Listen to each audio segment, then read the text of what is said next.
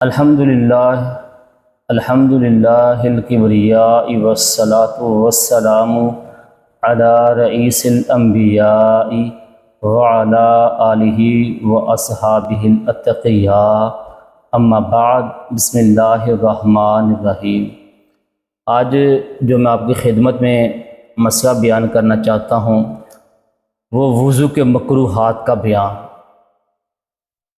وضو میں جو چیزیں مکروہ ہیں وہ 6 چیزیں ہیں۔ بولے کتنی چیزیں ہیں؟ 6 چیزیں ہیں۔ نمبر 1، پانی ضرورت سے زیادہ خرچ کرنا۔ مطلب یہ ہے جتنا ضرورت ہے پانی اتنا خرچ کریں، اس سے زیادہ پانی خرچ نہ کریں۔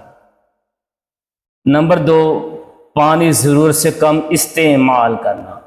یہ نہ ہو کہ ہم وضو کریں تو پانی کنجوسی سے استعمال کریں، تو یہ بھی مکروہ ہے۔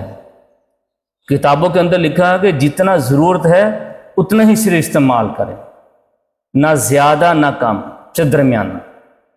نمبر 3، پانی چہرے پر زور زور سے مارنا۔ بعض ہمارے بھائی نمازی بھائی وضو کرتے ہیں ایسے زور زور سے پانی منہ پر مارتے، تو ایسا کرنا مکروہ ہے، سکون کے ساتھ، پیار کے ساتھ۔ نمبر 4، دنیاوی باتیں کرنا، یہ بھی وضو میں مکروہ ہے۔ نمبر 5، بغیر عذر کے کسی سے مدد لینا۔ نمبر 6، نئے پانی سے 3 بار سر کا مسح کرنا۔